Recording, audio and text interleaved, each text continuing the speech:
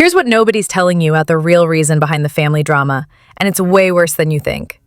This is exactly why Robin pushed so hard for Mary to stay. Previous seasons made it clear that raising their children as one big family is unusual for polygamists. Robin's own upbringing involved her dad splitting time between wives, with little interaction between her mother and the first wife. For example, they celebrated Christmas a few days later because he spent the actual day with the first wife.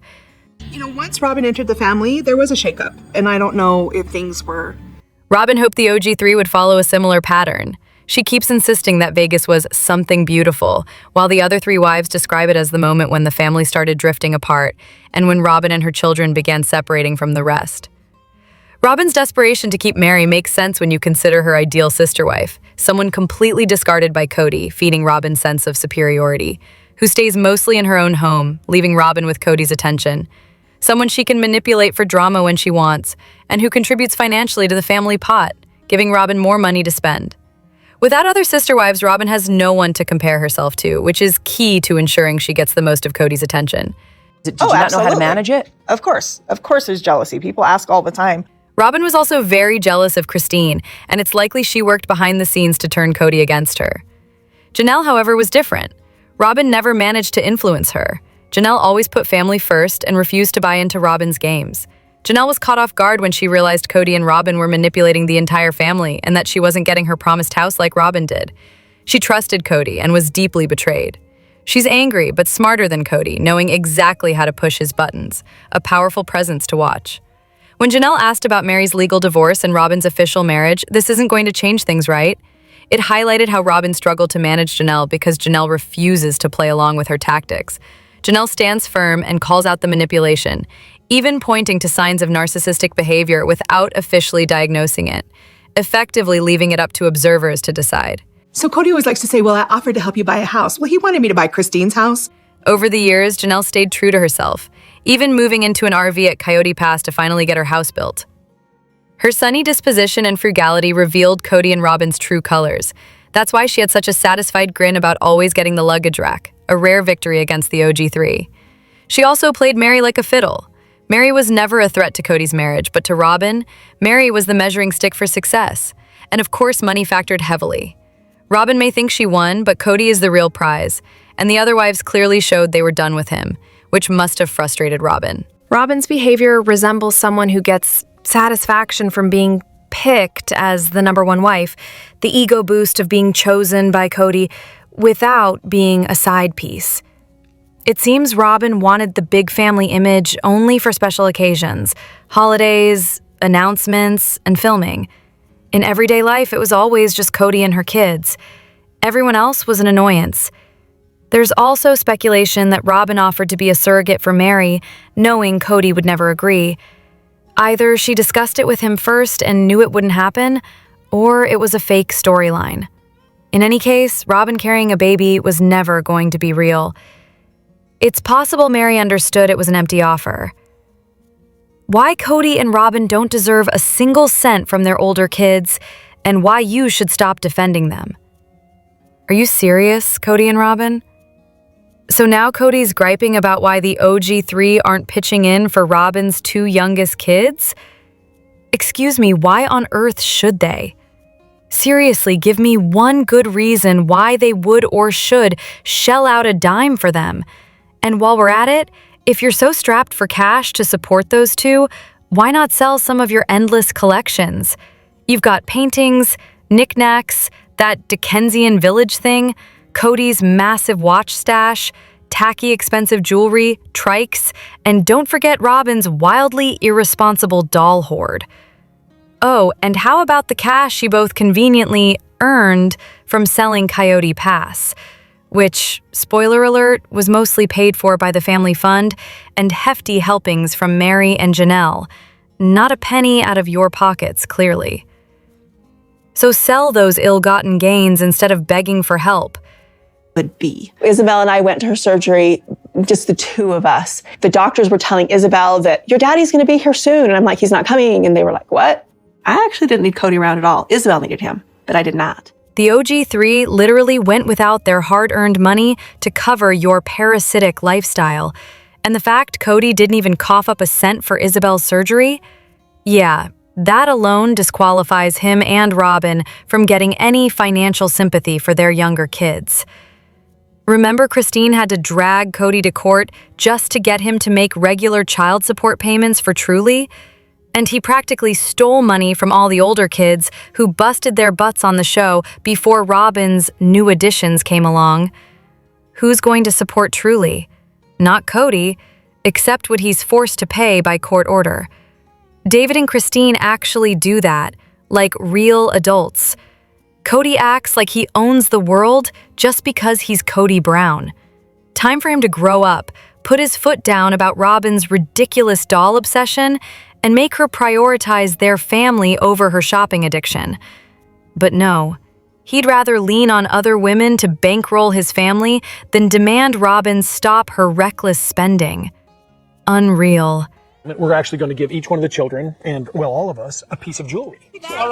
If they can afford a $1 million plus house, they sure as heck can afford their 2 kids without buying more ATVs, art, or doll junk.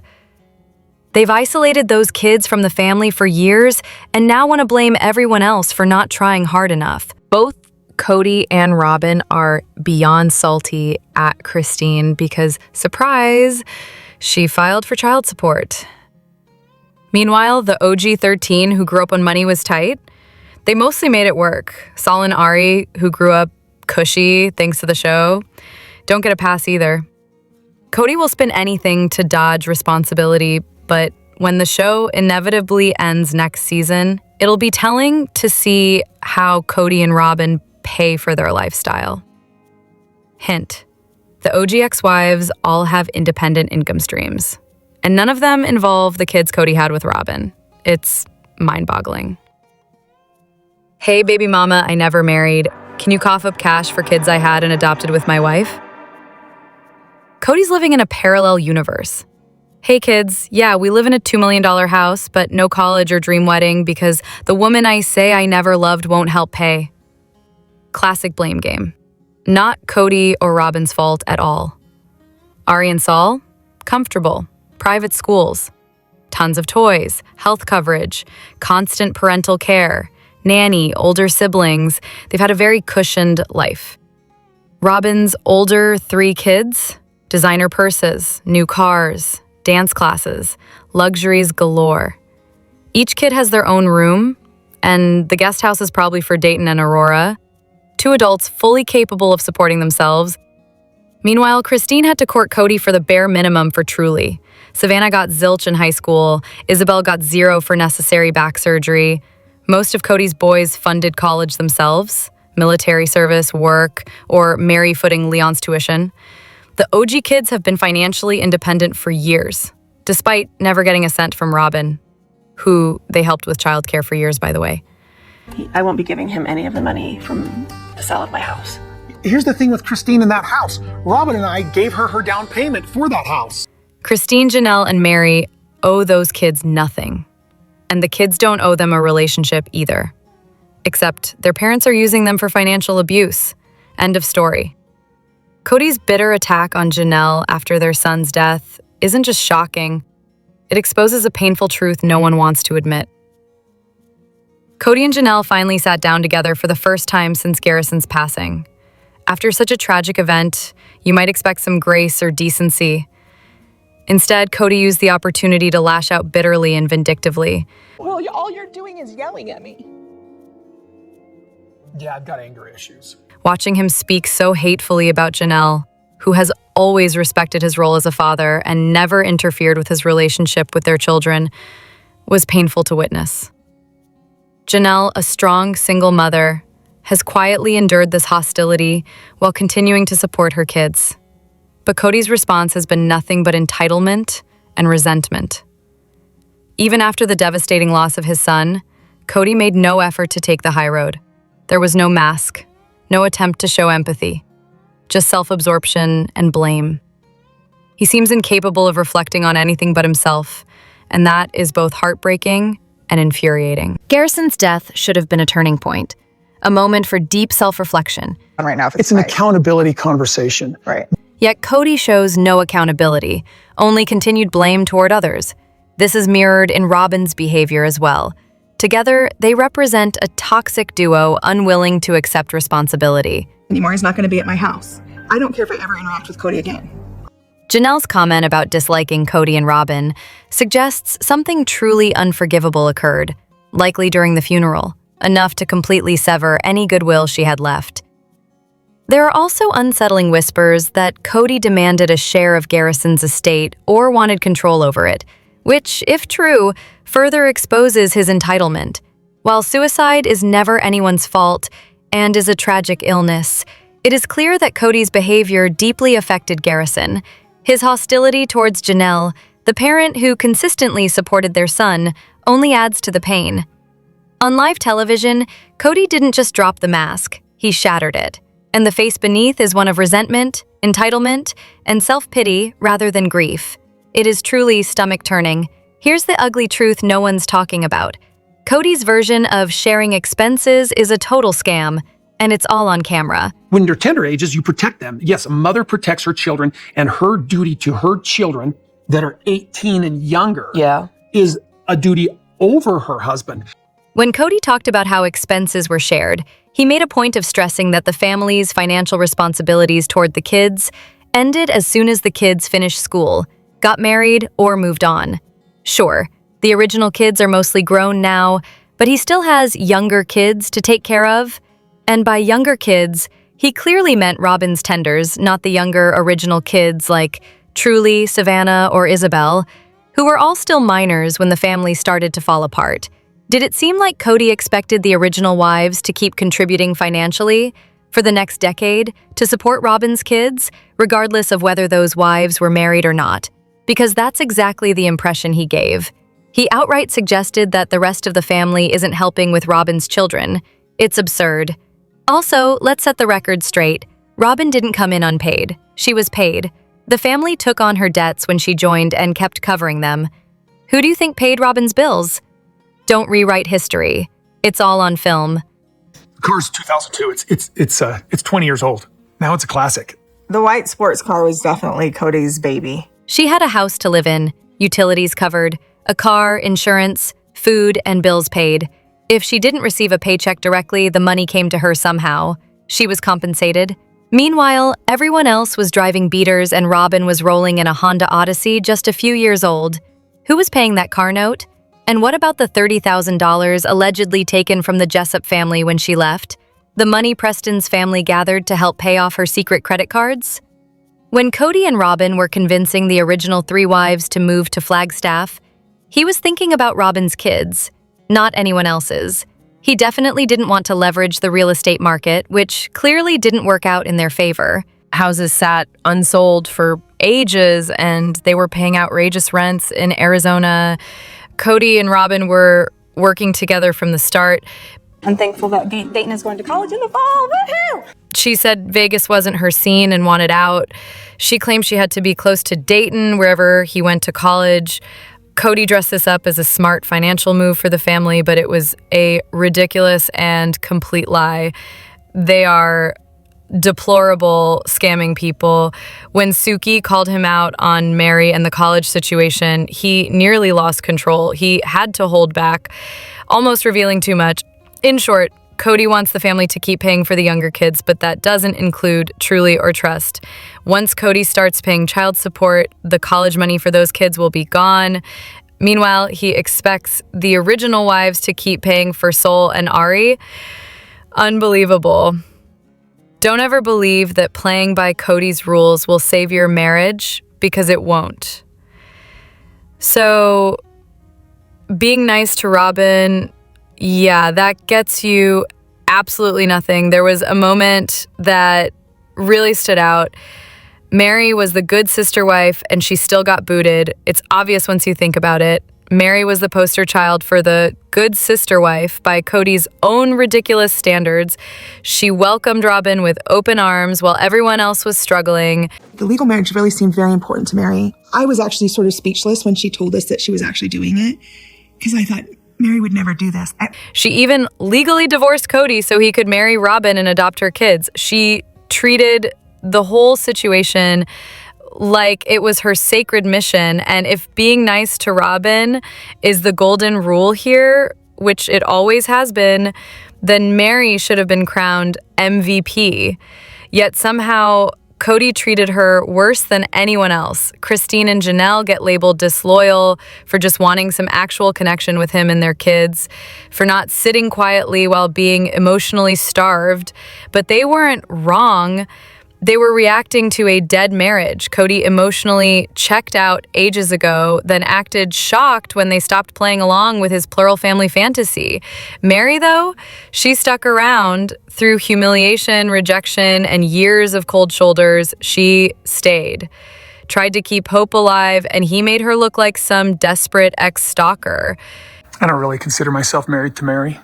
He casually told the cameras he doesn't even consider himself married to her anymore. After decades, brutal, no compassion, just cold narcissism. Then came the whole land saga. Suddenly, Mary's years of loyalty and income meant nothing because she only has one kid. Kody just keeps inventing new rules whenever it benefits Robin. There's zero logic, just vibes and blatant favoritism. And Robin? Oh, she's got the full package. Legal marriage, emotional intimacy, big house, and somehow she's still crying like she's the one who lost everything. She acts like polygamy was her dream while the others were actually trying to share a man. Robin got the whole damn setup handed to her. And the absolute cherry on top, Kody whining on camera, I feel like I've been kicked out of my own club. If you were one of the original wives or their kids, you'd want to pull your hair out hearing that. The audacity. No, sir. You burned the club down, funneled all the money into Robin's hobbies, ugly art and jewelry, changed the rules mid-game, then sat in the ashes wondering why no one wants to play anymore. Boo freaking who? Mary was the good sister wife. She played the role exactly how you demanded, and still you tossed her aside. So what's the right way to be in this family? Apparently, just be Robin. Or don't bother. The irony is brutal. Even when Mary followed every COVID rule just to visit, Robin declined. Her excuse? It wouldn't be fair to the other sister wives. Yeah, right. That's not fairness. It's just a convenient excuse to keep Mary at arm's length. Robin never liked her, and COVID just gave her a cover story about family. Funny thing? It was Kody who actually asked if Mary could come over. He wanted to see her, but Robin shut it down, claiming the others would be jealous. That's when it hit. The rules? Totally Robin's, not his. This whole charade is a power play. Robin and Kody tricked Mary into thinking she was part of their side, securing votes to run the family like a democracy. But when it mattered, like during COVID when Mary was isolated, she wasn't welcome in the castle. Mary was only included when convenient for Robin. Kody just catered to her to get what she wanted. Mary was exactly who Kody told Christine to be, the perfect, good sister wife. But it got her nowhere. And no wife will ever measure up to Robin unless she somehow becomes Robin. We all know that's impossible. Kody was just stirring drama to control the original 3 wives, and it's obvious he was done with them once he landed Robin. Instead of being upfront, he played them like puppets. Classic Kody.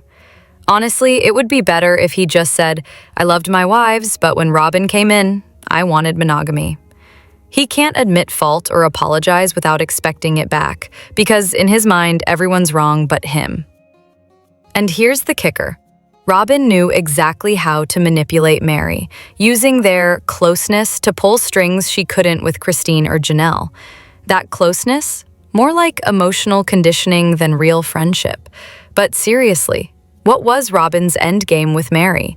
Why keep her dangling if Mary was clearly out emotionally and Kody didn't want a relationship with her?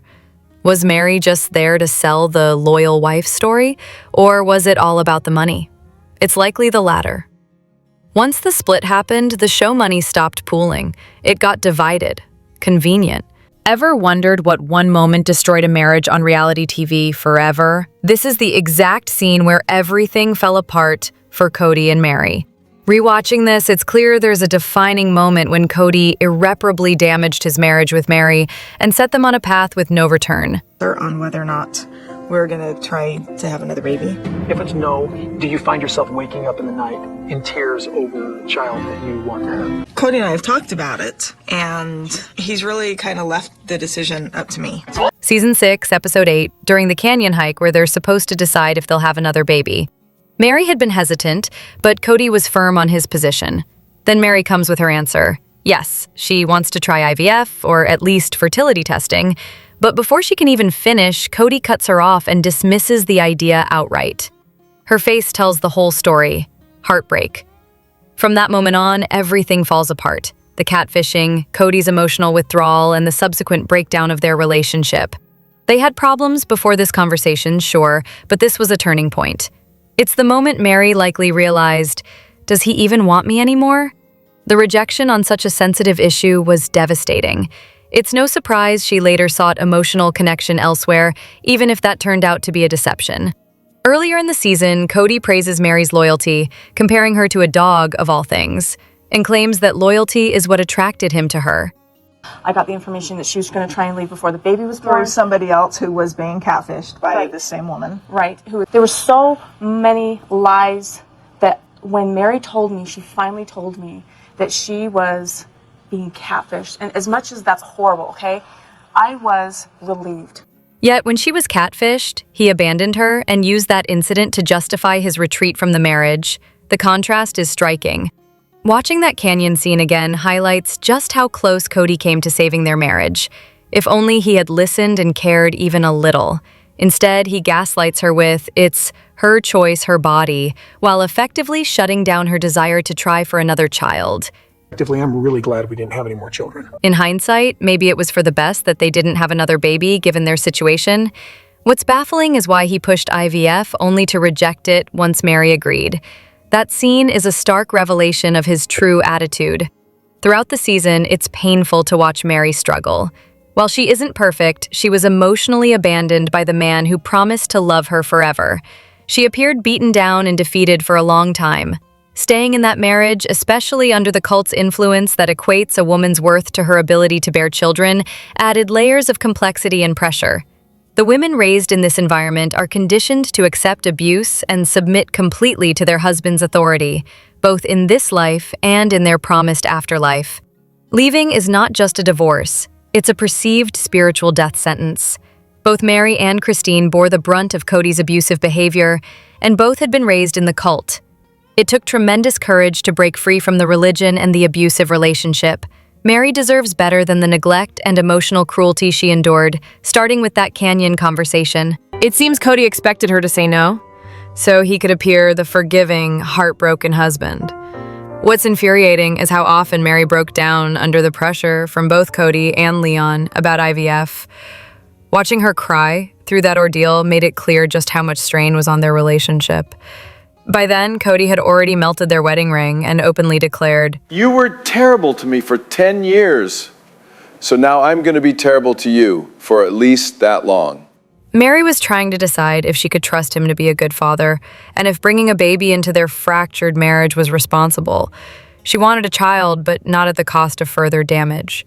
Kody mocked her tears, saying, "I don't know why this decision is so hard for you, Mary." Only to shut her down moments later. That level of emotional cruelty would make anyone understandably angry and resentful. Let me know what you think in the comments. Don't forget to hit that like button and subscribe to my channel. I'll see you in the next video. Take care, and much love to you all.